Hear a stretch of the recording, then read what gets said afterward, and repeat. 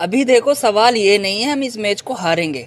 सवाल अभी बस इतना बचा है कि हम इस मैच को हारेंगे, इनिंग से हारेंगे या फिर कुछ टारगेट दे देंगे, अपनी इज्जत बचा लेंगे।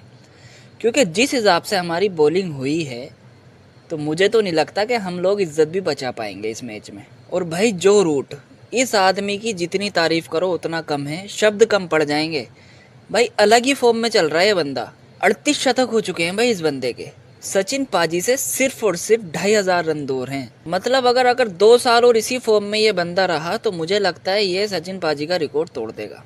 और इसमें देखो कोई ऐसी नहीं है कि जलने वाली बात है या कुड़ने वाली बात है। भाई वो प्लेयर अच्छा है, अच्छा खेल रहा है, हर जगह रन बना रहा है। वो सचिन पाजी का रिकॉर्ड तोड़ भी देगा तो इसका मतलब ये है कि वो प्लेयर अच्छा है। और ये मैच तो देखो हमारे हाथ से निकल चुका है। अब इस बात पे बहस करना, बात करना कि यहाँ से इंडिया जीत जाएगी, ये हो जाएगा, वो हो जाएगा, देखो अब कुछ नहीं हो सकता। हाँ, हम इतना ज़रूर है एज ए इंडियन फैंस, हम इंडियन टीम को सपोर्ट ज़रूर करेंगे, ऐसा नहीं है सपोर्ट नहीं करेंगे। लेकिन देखो ये हकीकत है कि हम इस मैच को हार चुके हैं। यहाँ से अगर मैच जीतना है तो यहाँ से बिल्कुल कोई चमत्कार ही होगा, कोई कुदरत की तरफ से कोई चमत्कार हो गया तो हो गया, वरना हमारे खिलाड़ी तो इस जज्बे में नहीं है कि हम इस मैच को यहाँ से निकाल के ले जाएंगे। बॉलिंग तो हमारी ऐसी हो रही है कि बस माशाल्लाह पूछो मत। अंशुल कंबोज पहला मैच भाई खेल रहा है, यंग लड़का है, 125 128 की स्पीड मार रहा है। यार आजकल के क्रिकेट में 140 से नीचे अगर आपकी स्पीड है तो भाई आपको बॉलर नहीं समझा जाता। मैं ये नहीं कह रहा अंशुल कंबोज अच्छे बॉलर नहीं है, लेकिन देखो थोड़ी जान लगानी पड़ेगी। आप कम से कम 135 136 तक तो फेंको भाई, उसके साथ काम करना पड़ेगा। ये हमारे बॉलिंग कोच, यार इंडिया में इतने अच्छे अच्छे बॉलर हैं जो बॉलर रह चुके हैं, उनको कोच बनाओ यार। ये बाहर से आप बॉलर लेके आते हो, उनको कोच बना देते हो, वो क्या जाने इंडियन बॉलर के हिसाब से।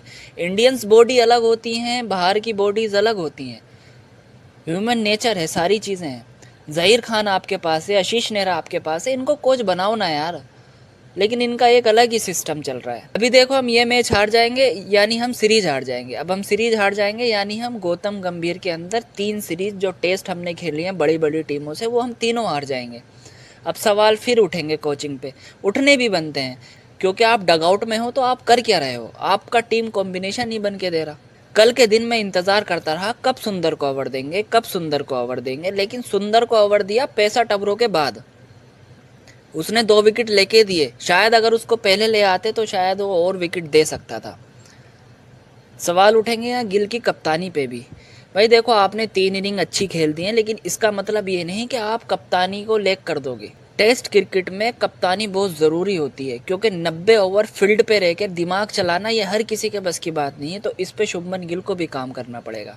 खैर लेकिन हम तो देखो इंडियन फैंस है तो उम्मीद लगाएंगे कि इंडिया इस मैच को जीत जाए, कोई चमत्कार हो जाए।